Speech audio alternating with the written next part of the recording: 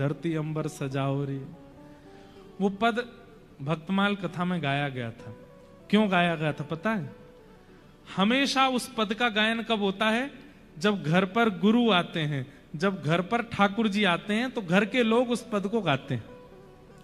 पर आप आश्चर्य करेंगे, वो पद हमने कथा में पता किन के भाव से गाया? आचार्य चरण भक्त आया है तब ठाकुर जी गा रहे हैं, हेरी सखी मंगल गाओ रे धरती अंबर।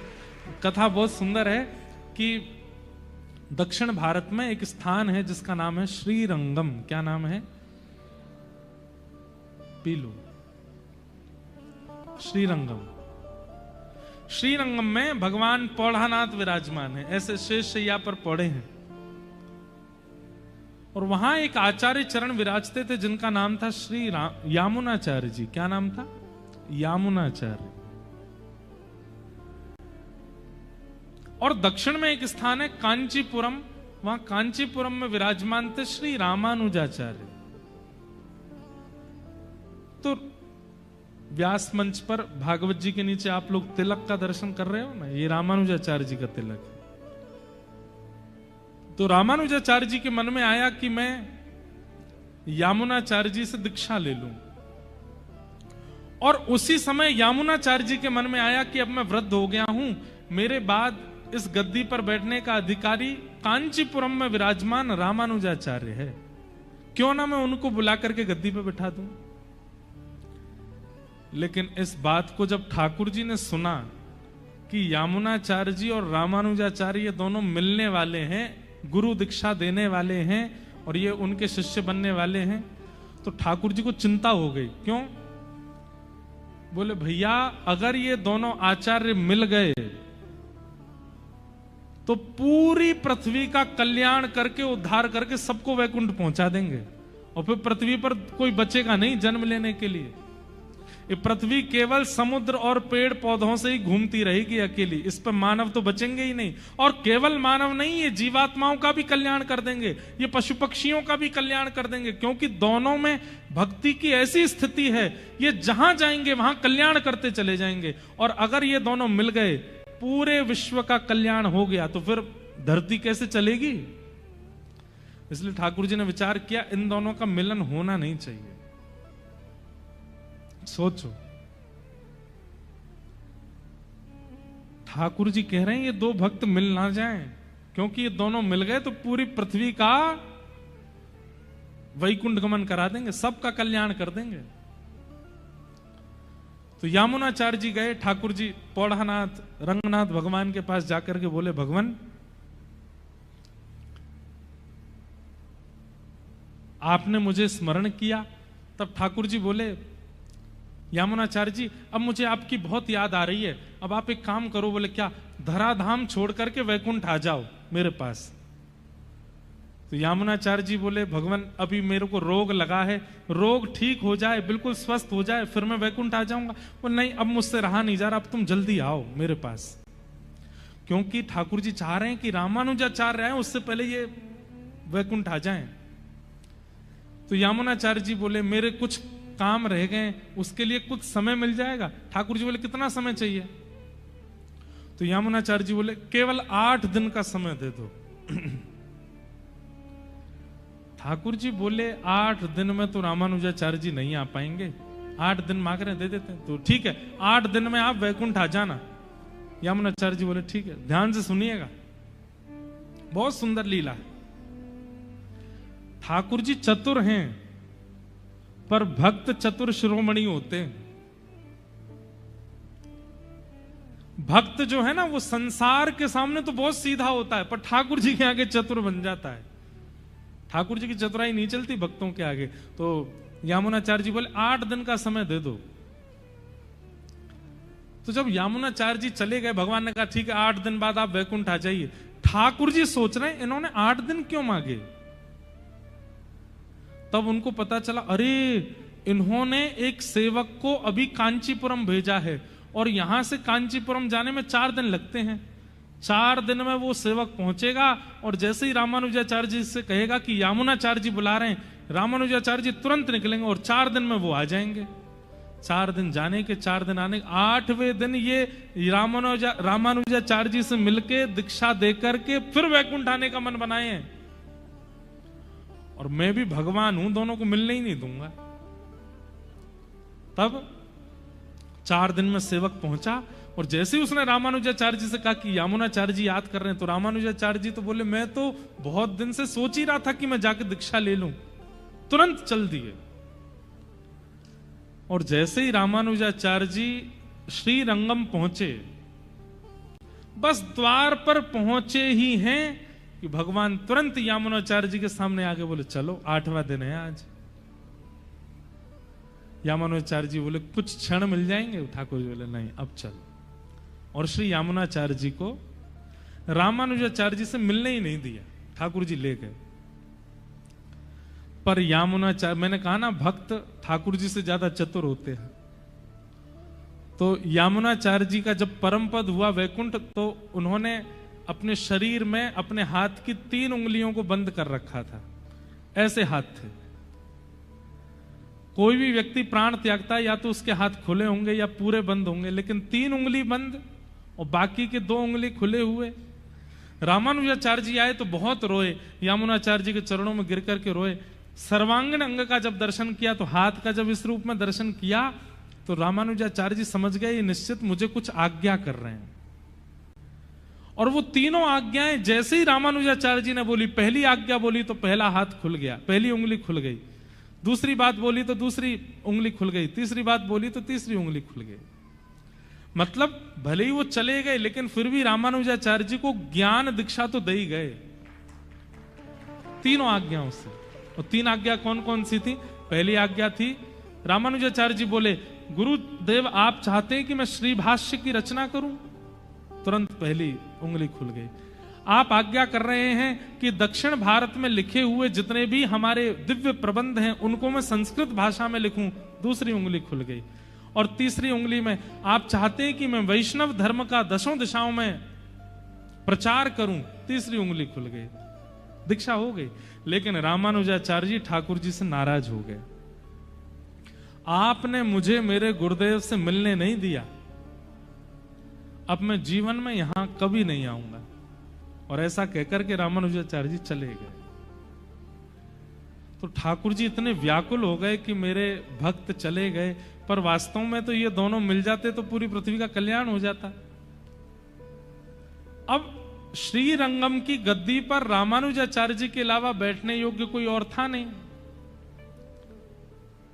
तब सब लोगों ने ठाकुर जी से प्रार्थना की कि नाथ, यामुनाचार्य जी के बाद अब कोई आचार्य पदवी पर होना चाहिए। कौन? बोले एक ही है, कांचीपुरम में रामानुजाचार्य, लेकिन वो हमसे नाराज हैं, वो आएंगे नहीं। तो बोले कैसे आएंगे? बोले एक तरीका है, वो कांचीपुरम में जिस भगवान की आराधना करते हैं वो भी मेरा ही स्वरूप है, वरदराज भगवान। अगर वो प्रसन्न होकर के उनको भेज दें तो वो आ जाएंगे। सब लोगों ने पूछा वो प्रसन्न कैसे होंगे?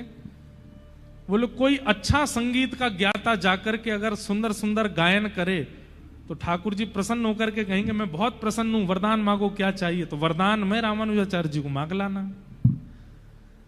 तो उन्होंने कहा, यामुनाचार्य जी के पुत्र थे, उनसे कहा तुम गाते बहुत अच्छा हो, तुम जाओ कांची। और कांची में संग चक्र गदा पद्मधारी जो मेरा स्वरूप वरदराज का है उनके सामने गाना, और मैं गा करके वहां तुमसे कहूंगा वरदान मांगो, मैं तुमसे बहुत प्रसन्न हूं। तो तुम रामानुजाचार्य जी को मांग लेना। ठाकुर जी आज्ञा करेंगे तो रामानुजाचार्य जी को आना पड़ेगा। तब वो गए, वहां जाकर के गायन किया। वरदराज भगवान बोले वरदान मांगो, तो कहा कि महाराज या रामानुजाचार्य जी को हमें दे दो। तो वरदराज भगवान ने रामानुजाचार्य जी से कहा कि अब आप श्रीरंगम जाओ, हमारी आज्ञा है।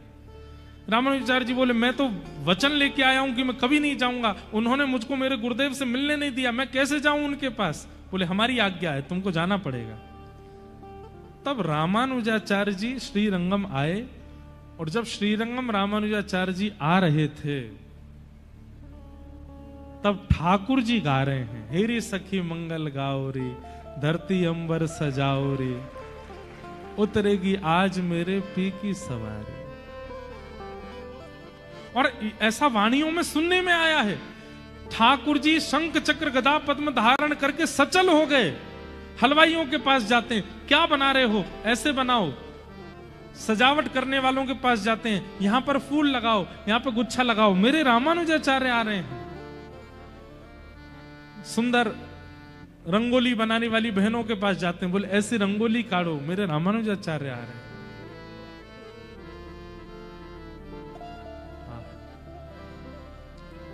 ये पूरी कथा मैंने क्यों सुनाई? रामानुजाचार्य जी ने भले ही ठाकुर जी से मुंह फेर लिया, लेकिन क्योंकि ठाकुर जी को वो प्रिय हैं, इसलिए उनका कल्याण हुआ। हरि प्रिय बनो। हमारा कल्याण, खरगोन के लोग हमसे रीझ जाएं, खंडवा के लोग हमसे रीझ जाएं, इंदौर के नेता हमसे रीझ जाएं, भारत के प्रधानमंत्री हमसे रीझ जाएं, देश के राष्ट्रपति हमसे रीझ जाएं, इससे कोई काम बनने वाला नहीं है। जगतपति, जगत नियंता, जगदाधार जगन्नाथ हमसे रीझ जाए, ये हमारा कल्याण है, इसमें हमारा कल्याण। इसलिए ऐसे विचार, ऐसे कर्म, ऐसी क्रिया, ऐसा भोजन, ऐसा पहनावा, ऐसा सब कुछ करो जिससे वो रीझ है। जिन भेषा मारो सांवरो रीझ है, जिन भेषा मारो सांवरो रीझ है, सो ही भेष धरूंगी हो मैं तो, सो ही वेश धरूंगी मैं बैरागन मैं बैरागन। जिन भेषा मारो गिरधर रीझ है, जिन भेषा मारो सांवरो रीझ है, मैं सो ही भेष धरूंगी। कई बार कथा में ऐसा होता है, कई लोग हमको पर्ची दे देते, महाराज जी ये वाला भजन सुना देना। मैंने कि भैया सुनो, हम जनरंजन के लिए कथा नहीं करते, हम कथा करते हैं हमारे ठाकुर जी खुश हों। हमारे ठाकुर जी को लगेगा तो हम गाएंगे, और नहीं लगेगा तो तुम 7 दिन पीछे पड़े रहो तो भी नहीं गाएंगे। क्योंकि आपको रिझाने के लिए कथा थोड़ी कर रहे हो, और ना आप हमको रिझाने के लिए कथा सुन रहे हो। आपका और मेरा दोनों का उद्देश्य क्या है? जिन भेषा मारो सांवरो रीझ है। मेरे कर्मों से, मेरे विचारों से, मेरी क्रियाओं से, मेरे वस्त्रों से, मेरे व्यवहार से वो रीझ है, बस ये होना चाहिए। तो कल्याण क्या है? हरि प्रिय बन जाइए, हरि के प्रिय बन जाइए। हरि तो सबको प्रिय है, पर हरि को जो प्रिय है उसका कल्याण हुआ है। तू है सखी बड़ भाग बड़ी, नंदलाल तेरे घर आवत है। ये कौन है? हरिप्रिय ठाकुर जी आपके घर आते हैं। तू अपनो श्रृंगार करत है, ये दर्पण हाथ दिखावत है। तू है सखी बड़ भाग बड़ी, नंदलाल तेरे घर आवत है। ठाकुर जी प्रिय बन जाएं, ठाकुर जी के प्रिय हम बन जाएं, उसमें हमारा कल्याण। सौनकादि ऋषियों ने सूत जी महाराज से पूछा मानव कल्याण कैसे होगा? तब सूत जी ने भागवत जी का विषय बताया। बोले एकमात्र भागवत का आश्रय यदि व्यक्ति ले ले तो उसका कल्याण संभव है। तब सौनकादि ऋषियों ने पूछा ये भागवत जी सबसे पहले किसने किसको सुनाई? तब सनक सनंदन सनातन सनत कुमारों ने नारद जी को सुनाई। भक्ति महारानी के 2 पुत्र ज्ञान और वैराग्य जीर्ण शीर्ण हो गए थे, उनकी प्रबलता के लिए भागवत की कथा हुई, और कथा होते ही भक्ति के पुत्र ज्ञान और वैराग्य दोनों युवा हो गए। बंधुओं, भक्ति तो हम सबके चित्त में है, पर ज्ञान और वैराग्य नहीं है। उनकी जागरण के लिए, उनकी जागरूकता के लिए कथा सुननी जाती है। ज्ञान जागरूक हो, वैराग्य जागरूक हो। बंधुओं, वैराग्य का मतलब घर छोड़ना नहीं होता, जीव पर कंट्रोल करना, यह भी वैराग्य है। बहुत सुंदर लोग बैठे हैं आसपास, लेकिन आंखों पर कंट्रोल करना यह भी वैराग्य होता है। स्पर्श करने को अति सुंदर वस्तु प्राप्त हो जाए, पर अपनी त्वचा पर कंट्रोल करना यह वैराग्य होता है। बहु सामग्री सामने आ जाए लेकिन उनको खाने की इच्छा ना होना, यह वैराग्य होता है। वस्तु सामने प्रस्तुत हो तब भी उस पर मन ना मचलना, यह वैराग्य का स्वरूप है। हम आप सब लोग तो कैसे हैं पता है?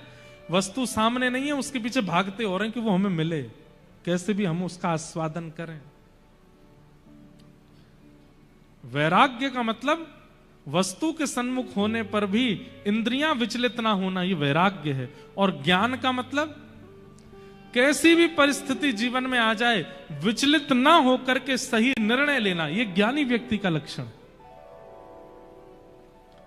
अभी घर में कोई घटना घट गई, घटना घटते ही आप विचलित हो गए, अरे राम अब क्या होगा, अरे राम अब क्या होगा, अब तो कैसे होगा, कैसे चलेगा। ये विचलित होना, विचलनता एक प्रकार से इस बात का द्योतक है कि आप ज्ञानी नहीं हो। ज्ञानी व्यक्ति कैसा है? कुछ भी घटना घट जाए वो थोड़ा शांत होगा, धैर्यवंत होगा, ज्यादा हाथ पैर नहीं चलाएगा। मैं एक बात कहा करता हूं, पानी में अगर कभी डूबने लगो तो दो काम कीजिएगा। एक तो मुंह बंद रखिएगा, एक हाथ पैर मत चलाइएगा। आप करके देख लेगा ना नर्मदा जी में, ज्यादा ही मत कर लेना, हाँ पता चली सीधे भरूच में ही मिले हो। लेकिन गहरी नदी में अगर कभी गिर गए, बचने का एक ही तरीका है, एक तो मुंह बंद कर लो और एक हाथ पैरों को ढीला छोड़ दो। हाथ पैर आपने चलाए और मुंह खोला तो मृत्यु निश्चित है। ठीक वैसे ही संसार रूपी सागर में जब डूबने लगो, एक तो हाथ पैर मत चलाओ, एक मुंह मत चलाओ। ये दो चीजें आपने वश में कर ली, कभी नहीं डूबोगे। व्यक्ति डूबता कब है? कोई परिस्थिति सामने आ गई, कोई विपरीत परिस्थिति सामने आई और आपने हाथ भी चलाने शुरू किए, पैर इधर भाग उधर भाग, ये कर वो कर, मुंह भी चला रहे हैं, हाथ भी चला रहे, पैर, निश्चित है वो परिस्थिति डुबा देगी आपको। लेकिन परिस्थिति सामने आई, आपने पहला काम किया, थोड़े मौन हो गए, हाथों को अपने वश में कर लिया, मुख को वश में कर लिया, पैरों को ज्यादा चला नहीं रहे, थोड़े धैर्यवंत होकर शांत हो गए।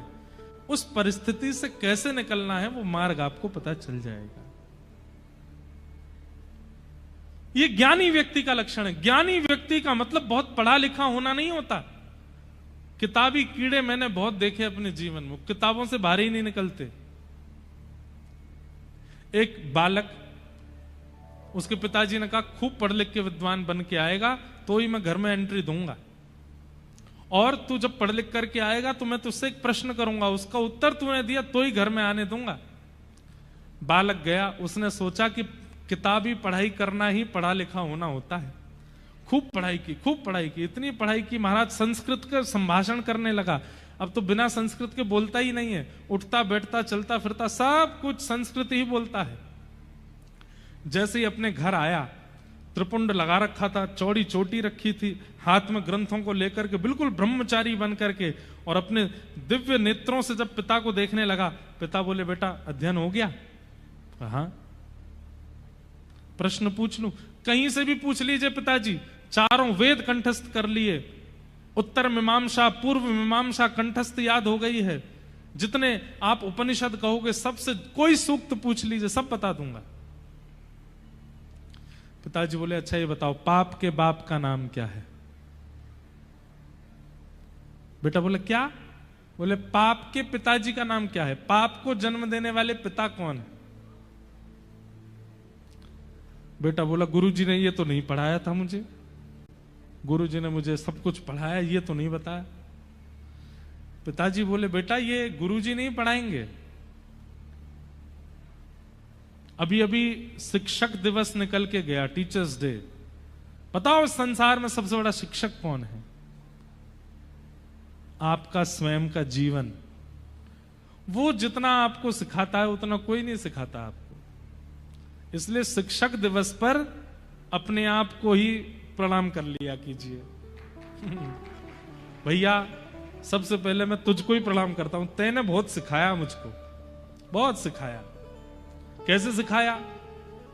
पहले मैं गिरा था तो नाक में लग गई थी, फिर तुमने बताया कि हाथ से अगर रोक लोगे तो बच जाओगे, तुमने सिखाया।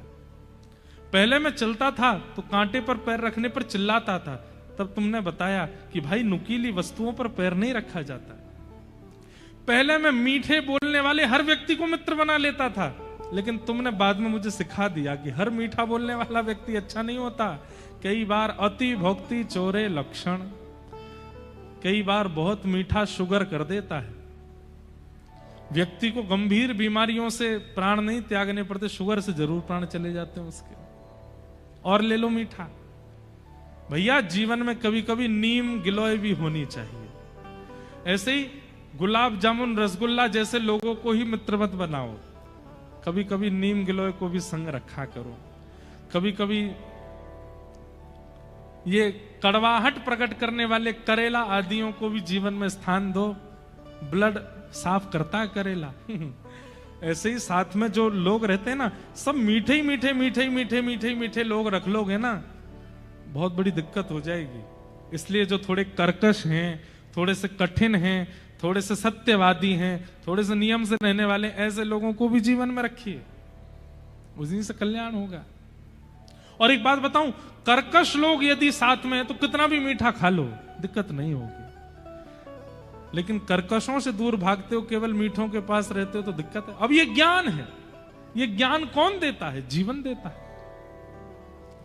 तो ज्ञानी होने का मतलब पढ़ा लिखा होना नहीं होता, परिस्थिति को पहचानने वाला धैर्यवान व्यक्ति को ज्ञानी कहते हैं। और ये ज्ञान और वैराग्य दोनों भक्ति के पुत्र हैं, और इन दोनों को श्रीमद् भागवत की कथा प्रकट करती है। जो भागवत जी का आश्रय लेता है उसका ज्ञान भी प्रकट होता है, उसका वैराग्य भी प्रकट होता है। बुरा नहीं मानिएगा, हमें पता नहीं क्यों ऐसा हो गया, कथा करते करते अब लोग हमसे मिलते हैं तो उनके व्यवहार, विचार और शब्द से ही हम पहचान जाते हैं कि ये कैसे हैं।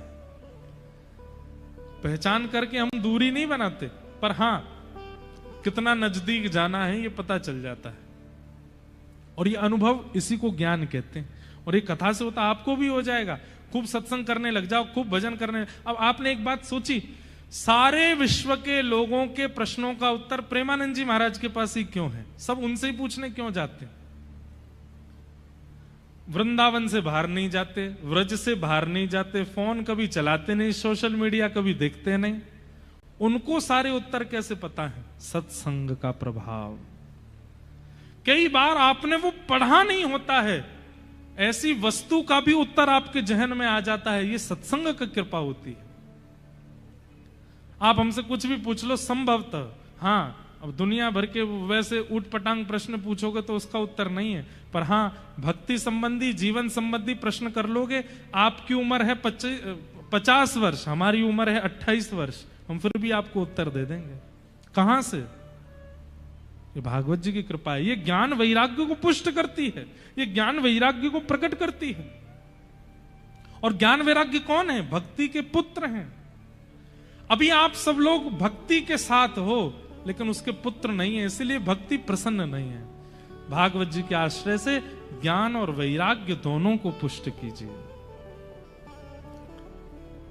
भक्ति सुतौ तौ तरणौ गृहीत्वा प्रेमैक रूपा सहसा विरासी। श्री कृष्ण गोविंद हरे मुरारे नाथेति नामानि मुहुर्वदन्ति। कथा में आते ही भक्ति, ज्ञान, वैराग्य तीनों युवा हो गए। तत्पश्चात एक आत्मदेव नाम के ब्राह्मण हैं, उनके धुंधुकारी नाम का एक दुष्ट पुत्र है, जो कि उनका पुत्र नहीं है, उनकी पत्नी किसी सहेली के पुत्र को लेकर के आई है। लेकिन उनकी गाय ने भी एक संत प्रसादी पाकर के एक गोकर्ण जैसे पुत्र को जन्म दिया। दोनों पुत्र बड़े हुए, धुंधुकारी दुष्ट हुआ, गोकर्ण पंडित ज्ञानी हुए। दुष्टता के कारण और अपने व्यवहार विचारों के कारण धुंधुकारी मृत्यु के बाद प्रेत बना। एक बात सुनिएगा, जो बालक अपने माता पिता का बैर करता है उसको मृत्यु के बाद प्रेत बनना पड़ता है। जो व्यक्ति एक पत्नी वृत्ति होते हुए भी, एक पत्नी होते हुए भी अन्य अन्य स्त्रियों के प्रति दुर्भाव रखता है, उसको मृत्यु के बाद प्रेत बनना पड़ता है। ऐसे ही पत्नियों के लिए भी है, विवाह के उपरांत अन्य पुरुषों के प्रति दुर्भाव, प्रेत बनना पड़ेगा। वैश्यागमन करना, व्यभिचार करना, मद्यपान करना और जुआ खेलना, धन को असद स्थानों पर लगाना, अपने ऐशो आरामों के लिए ही केवल धन को खर्च करना, ऐसे लोगों को कुछ दिनों के लिए प्रेत बनना पड़ता है। इसलिए ये व्यभिचारी क्रम जो हैं, इनसे अपने आप को हटा लीजिए। सबसे पहला, माता पिता के प्रति दुर्भाव मत रखो। भले ही माता पिता आपके उस विचारधारा के नहीं है, फिर भी उनके चरण पकड़ो, फिर भी उनको प्रणाम करो। आपकी नहीं सुनते, आप पर चिल्लाते हैं, आपको डांटते हैं, फिर भी प्रहलाद जी से सीखो, नित्य हिरण्यकश्यप को प्रणाम करते हैं। माता पिता के प्रति दुर्भाव नहीं। विवाह के उपरांत पति और पत्नी, एक पत्नी वृत्ति, एक पति वृत्ति रहो। धन का असद व्यय मत करो। केवल आपको जितना आवश्यक है, घर बनाना है, गाड़ी खरीदनी है, पत्नी के लिए, बच्चों के लिए, सब कुछ करो। पर सब कुछ होने के बाद भी कई लोग उसकी बहुत अति करते हैं। अति कैसे करते हैं? मद्यपान करके, वैश्यागमन करके, उल्टे सीधे काम करके, जीव हिंसा करके, मांस मदिरा पा करके। ये अति है। आपका पेट रोटी दाल चावल से भी भर रहा है, पर जीव को क्यों मार के खा रहे हो? आपकी प्यास पानी से बुझ रही है, नींबू पानी से बुझ रही है, और ज्यादा से ज्यादा कोका कोला से बुझ रही है। वो पीला पानी ही क्यों पीना है आपको? आपके जीव के लिए पान है, तांबूल है, उससे आपके जीव को सुख मिल सकता। आपको धुआं ही क्यों उड़ाना है? ये अति में जब आप अपने व्यसनों के लिए क्रियान्वित होते हैं और उसके लिए धन को खर्च करते हैं, उसके वजह से कुछ समय के लिए सही प्रेत बनना पड़ता है। इसलिए भैया संभल जाओ, सुधर जाओ। जितना आवश्यक उतना कीजिए। उससे अतीत में धन बहुत ही ज्यादा बढ़ गया है, कुछ एंजॉय करना है, मुझ पर करोड़ों हो गए हैं, रात में कुछ नाचने गाने वाले कुछ बुला लीजिए, उनके साथ गाएंगे, नाचेंगे, कुछ पिएंगे। अरे पैसा ज्यादा बढ़ गया, कथा कराओ, पंडाल लगाओ, पूरे नगर को आमंत्रित करो। यहां पर कीर्तन होगा, उसमें नृत्य करो। यहां पर कथा रस सुधा पिलाई जाएगी, उसको पी पी के मतवाले होते रहो। और भोजन सबको कराओ, प्रसाद बांटो, धुआंधार आनंद करो। लेकिन धन बढ़ने पर जब व्यसनों के प्रति हमारी आसक्ति बढ़ती है, तो बंधुओं, व्यसन भोगने वाला व्यक्ति धन का असद व्यय करने के अपराध में उसको कुछ समय के लिए प्रेत योनि में जाना पड़ता है।